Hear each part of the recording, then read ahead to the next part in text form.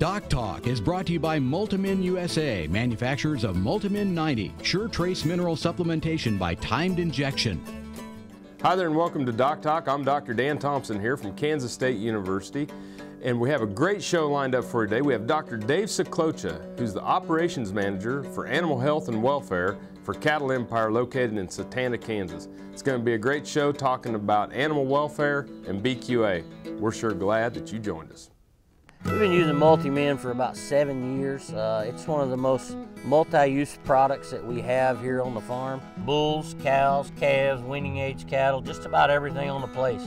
If they go through the chute, they get a shot of it. The primary use that we started Multimin was in our donor program, in our embryo transplant program. I'd recommend Multimin to any producer in the cattle business. Here at Deer Valley, every animal that goes through the chute gets a dose of Multimin.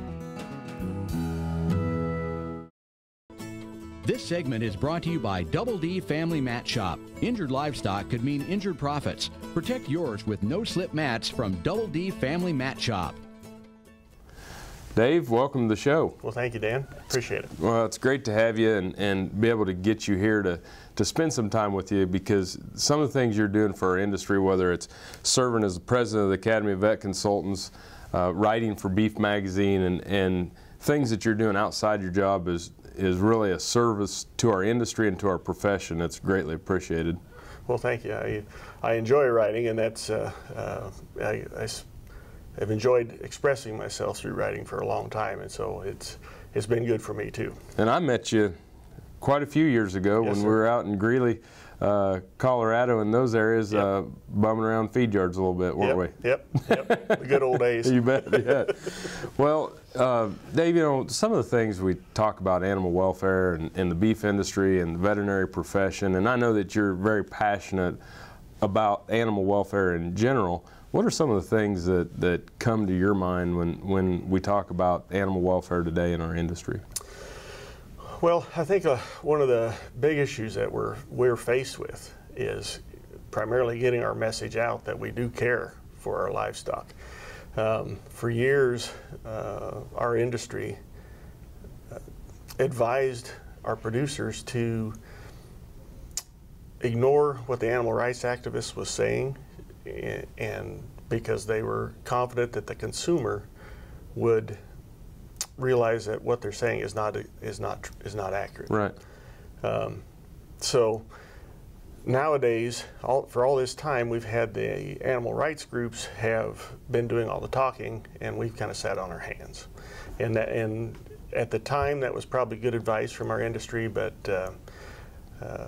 if the consumer hears something often enough, whether it's true or not, it becomes fact. And sure. So that's the thing that we really need to do, is get our message out there that we do care for the livestock we're raising. Basically, you know, we have so many people that aren't involved directly with agriculture. We basically got to tell them that we're doing our job, you know, yep. correctly, and it comes down to just telling the truth. Yep. Yes. And the thing that our consumer needs to do is reach out to a farmer or a rancher and talk to them, ask them what's going on, and I believe most of the people in our industry would be very supportive of having someone who's eating their product come out and take a look at the way things work on the ranch. Absolutely. That's one of the things I say, you know, to silence a critic or to remove doubt is to be transparent. Exactly. And I just agree say, why don't you come out and take a look at what we do? We don't have anything to hide. Yep. And you guys do that quite a bit with your operation and inviting our students in, and we certainly appreciate that. Yeah. Well, and that's one of the interesting things about working for Cattle Empire. When I took the position, the full-time staff position on the Cattle Empire for Cattle Empire feed yards, it was very interesting to me. I have to give Cattle Empire a lot of credit, because they realized that animal welfare is a big issue. When we come back, let's continue on that discussion, and we'll come back after the break and continue talking about Cattle Empire and opening the doors. You're watching DocTalk, and we're sure glad you joined us.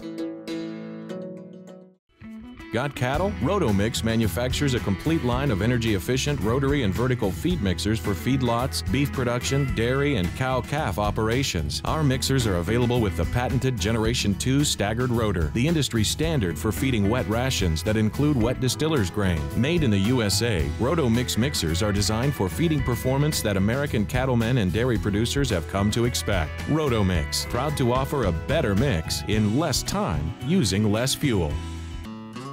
If our local animal agriculture industry disappeared, what else would disappear? The buses that get us to school? The playgrounds and ballparks we go to after school? The books and computers that help us learn and grow? Animal agriculture provides millions of dollars in tax revenue that pay for our school improvements, that pave the foundation that will build our future. A message from U.S. soybean farmers and their checkoff. We've been using the multi-min on our donor cows, and after we started using it on them, we've seen a definite increase in grade number 1 embryos. I like the results that I get using multi-min with the AI conception rate. Their minerals not up to snuff, you're going to have problems, and I definitely think multi-min is good for, general healthiness of the cattle. We think multi-min more than pays for itself. America's ranchers and farmers have had a long-standing commitment to quality, and now the Checkoff-funded Beef Quality Assurance Program is working with you to improve our product for consumers. At BQA.org, you'll find an array of educational materials about BQA. You can also take our online course for BQA certification.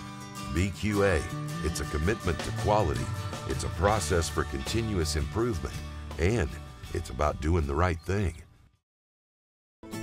This segment is brought to you by your Beef Quality Assurance Program, BQA, building consumer trust through your commitment to quality. Learn more at BQA.org. Welcome back to Doc Talk. I'm Dr. Dan Thompson here from the College of Veterinary Medicine, joined by Dr. Dave Seclocha, who is the Operations Manager for Animal Welfare and Health at Cattle Empire in Satana, Kansas. And we've been discussing animal welfare and consumer confidence. And one of the things that you have employed within your system and your tenure there as a veterinarian with Cattle Empires is incorporating BQA feedlot welfare assessments into your day-to-day operations. And I guess, for our viewers and for myself is, how does something like that come about, or what was your vision in bringing something like that in? Well, we want to assure our consumers, we want to assure Cattle Empire's customers, which would be the packer, and the packer wants to assure their end customer, which would be the consumer, that the cattle are taken care of. That a lot of the information that our consumer is being fed is not entirely accurate. Sometimes it's outright incorrect. Right. So the Cattle Empire is owned by the Brown family. Paul Brown is the patriarch. Roy Brown is the chief executive officer. And then Rex Brown is also involved with the operations. And then there's Ron Shortridge, who's actually not a family member, but pretty close. Is an owner, yes. But it's family owned, and in my opinion, they're some of the most visionary people I've ever met. And they see down the road that it's going to become more important to be able to relay the message to that end consumer that our cattle are well taken care of. I served as their consulting veterinarian for several years, along with a couple other veterinarians, and they decided they wanted to go to a staff veterinarian, and they wanted someone that took a real interest in the animal welfare end of it. And I had already somewhat established myself as having that type of an interest, and so it was a good fit for me and Cattle Empire. And the Browns have been very supportive of allowing me to implement a lot of these programs. And to me, the thing that really appealed to me about the feed yard welfare assessment was the objectivity of it. Right. So many times we've seen these guidelines that say things like electric prod use should be kept to a minimum. Well, that means so many things to so many different people. And so that's what I really liked about this feed yard welfare assessment is the objectivity of it, because it actually measures. Has the buy-in been good with your crews and people? Yes, it's been actually very exciting to put this to work in the feed yard. I'll bet they especially when you have something to measure, you can measure when a person's getting better or starting to slide back a little. Exactly. You can tell progress and you can see regress, and it's a great tool, and they like to see it. Well, from what I've seen of the tool, and we've participated some with the tool, you know, having practitioners and producers that are not only visionaries but take action is the key, and we commend y'all for using it and moving this forward. When we come back from break, we're going to discuss more with Dr. Seclocha about BQA welfare assessments. You're watching Doc Talk, and we're sure glad you joined us. Valley Vet Supply is devoted to providing information and professional quality products at reasonable prices. ValleyVet.com, ValleyVet.com, Valley Vet Supply. Be ready for breeding soundness exams with Neogen's new and improved ElectroJack 6. Features a new wireless design, improved waterproofing, and more power for quicker and easier collections. Its newly designed probe features a tapered angle for easier insertion, and new rubberized material adds durability. ElectroJack 6 can be used with rams, boars, and bulls of all sizes. To order or for more information, contact Neogen at 800-621-8829 or your local animal health distributor. Here in Dallas, we're proud that our vehicles use an advanced biofuel called biodiesel. It's made from renewable resources like soybean oil, canola oil, even recycled cooking oil. This year, biodiesel will displace almost 1 billion gallons of fossil fuel nationwide. Our air is cleaner, our economy is stronger, and America's more energy independent. It's working here, it can work in your community. Biodiesel, America's advanced biofuel. Beef producers need a practical choice when antibiotic therapy is required. More than ever, they are reaching for non-prescription Noromycin 300 LA from Norbrook. Specially formulated to produce sustained antibiotic blood levels up to 4 days in cattle, Noromycin 300 LA delivers economic, broad-spectrum disease management for pneumonia, shipping fever, pink eye, wound infections, and foot rot. See for yourself why Norbrook's Noromycin 300 LA is the practical choice for your herd. This segment is brought to you by Norbrook Laboratories, manufacturers of Noromycin LA, Normectin Plus, 1%, and Poron, the practical choice for your herd. Hi there and welcome back to Doc Talk. I'm Dr. Dan Thompson here from the College of Veterinary Medicine at Kansas State University, joined by Dr. Dave Seclocha, who is the Operations Manager of Animal Health and Welfare at Cattle Empire located in Satana, Kansas. And Dr. Dave, we've talked about welfare, we've talked about BQA and how y'all are utilizing it and the visionary action of Cattle Empire moving forward with this program to assure, you know, BQA involves more than just welfare. It's got antimicrobial residue avoidance and it's got some food safety guidelines in there. But when we're talking about animal welfare, what are some of the things that this assessment entails?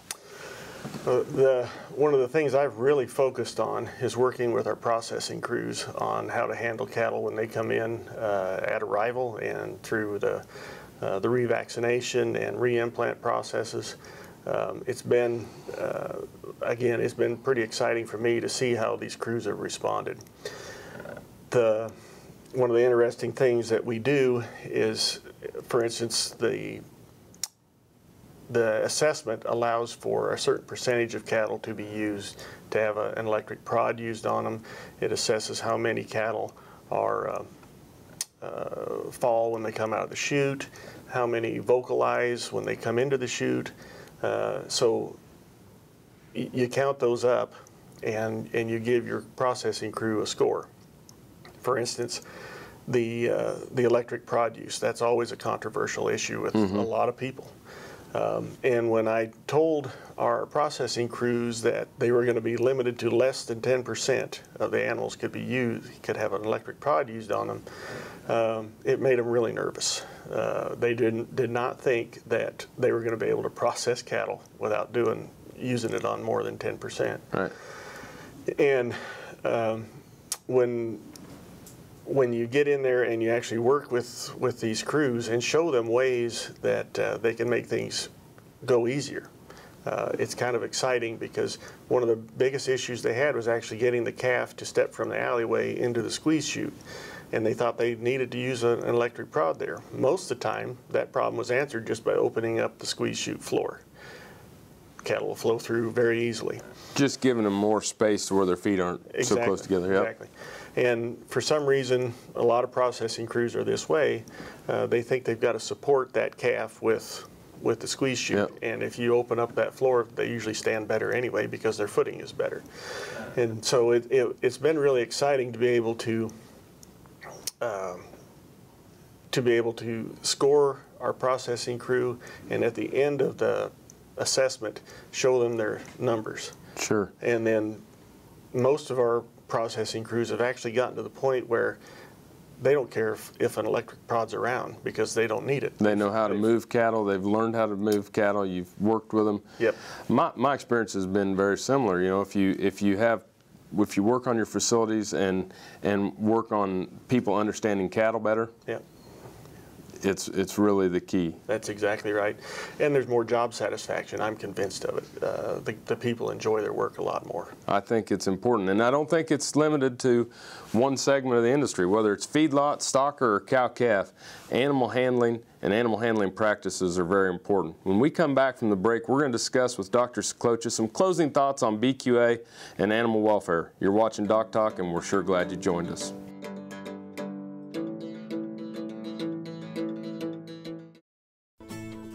This segment is brought to you by Purple Wave Auction, the easiest, most straightforward way to sell used equipment. Purple Wave, straight, simple, sold. This is Agriculture Today from Kansas State University. The three leading wheat varieties grown in Kansas, TAM 111, Everest, and Armour, have proven their worth as top yielders, but have now lost part or all of their resistance to stripe rust disease. Does that mean that next year and beyond growers should steer clear of planting those varieties? Absolutely not, says K-State agronomist Jim Schroyer. Would I throw them away? My goodness, no. Those varieties are excellent yielding varieties. They will now respond to a fungicide. I think we really do have to think about fungicide use. We have to budget that into our equation based on the varieties that we're growing. Another example of what's happening in agriculture today from K-State Research and Extension. Hi there, I'm Dr. Dan. Join me next week on Doc Talk, because we're going to discuss West Nile disease in horses. We're going to talk about how to prevent it, how to diagnose it, and how to treat it. Join me right here on RFD Monday afternoons, and I'll see you down the road. The Kansas State University College of Veterinary Medicine is a leader in food animal research and education. Our researchers are constantly expanding the knowledge of animal health and food safety. Through the Veterinary Health Center and the Kansas State Veterinary Diagnostic Lab, we provide practical services for animal producers. Home of the Beef Cattle Institute, the college is committed to animal welfare training and research. The Kansas State University College of Veterinary Medicine, knowledge and service for the future of animal production. Cow-calf, stocker, and feedlot producers know that effective parasite control improves overall herd performance and profitability. Norbrook offers a comprehensive, economical line of pour-on and injectable parasiticides for every livestock operation. Consult with your local animal health supplier to set up a program that protects your investment and brings larger cattle checks this fall. See for yourself why the Noromectin line from Norbrook is the practical choice for your herd. Hi, I'm Kevin Ochsner, host of NCBA's Cattleman to Cattleman and Colorado Rancher. Join me each week as the National Cattlemen's Beef Association brings you the latest updates in industry information and market news. Plus, each week we provide important educational information and features on cattlemen from across the country just like you. And we can't forget our favorite cowboy poet, Baxter Black. Join me for NCBA's Cattleman to Cattleman, debuting Tuesday nights at 8:30 Eastern, right here on RFD TV. This segment is brought to you by Rotomix, manufactured in the USA and designed for feeding performance in the feedlots, beef production, dairy, and cow-calf operations. Hi there, and welcome back to Doc Talk. I'm Dr. Dan Thompson here at the College of Veterinary Medicine at Kansas State University. I'm joined once again by Dr. Dave Seclocha, who is the operations manager for animal health and welfare at Cattle Empire in Satanta, Kansas. And it's been a great show, been a very valuable show for beef producers and for our consumers out there that are watching us here on television. What are some of your final or closing thoughts if you were going to talk about BQA and producers adopting it? Well, I think BQA is one of the greatest, BQA in general is one of the greatest success stories the beef industry has. Matter of fact, when it was initiated years ago, that's what really inspired me to go back to college. I don't know if I've ever told you this, Dan, but I actually rode pens in the feed yards for several years before I went back to college. I was 25 when I came here to K-State to do my undergrad degree.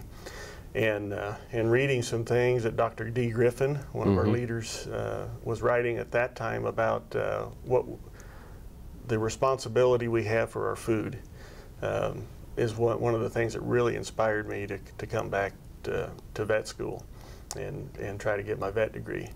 And it's been a really good choice for me, and to me it's a natural progression to move from being concerned about injection sites and food residues, etc., to being concerned about animal welfare. And one of the issues we have in the feed yard and in agriculture in general is finding people who want to stay in it anymore. So a lot of our activists that are out there, they would like to see us go back to the 1950s or earlier style of agriculture, and that's fine. But I don't think we're going to find the workers that want to do that anymore. And so a lot of the workers we do have need some training, and the animal welfare training that is provided through, for example, the feed yard welfare assessment, that's very beneficial to us. Helps structure it. Exactly. And streamline it. Yep. And and the other end of it is, I just really enjoy working with these people and show them how we need to do things. Most of them have a pretty good idea of what the end product needs to be. They just don't know how to get there. Right. And by working with all our processing crews and our doctoring crews and our cowboys, we're getting there a lot better.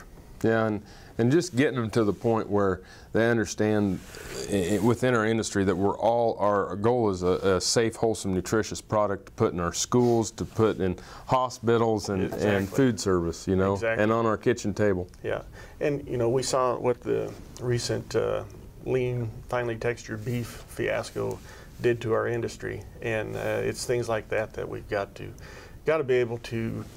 That was a tough one to predict, but we've got to be able to predict those kinds of things and head them off. Well, I appreciate you being on the show today. You've been a great guest, and thanks for all you're doing for our industry. Thank you for watching DocTalk. Remember, if you want to know more about what we do, you can go on the website at DocTalkTV.com.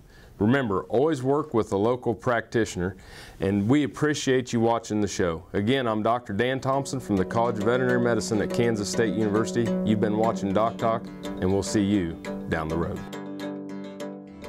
This segment was brought to you by Brute Cattle Equipment, makers of the Brute Stealth Hydraulic Chute. If the chute fits, swear by it. Visit our website for more information.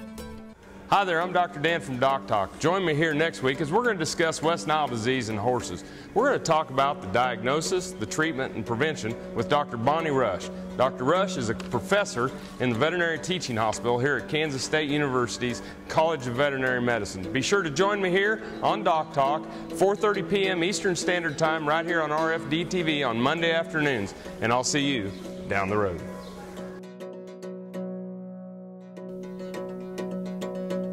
For more information about this program or previous programs, go to DocTalkTV.com.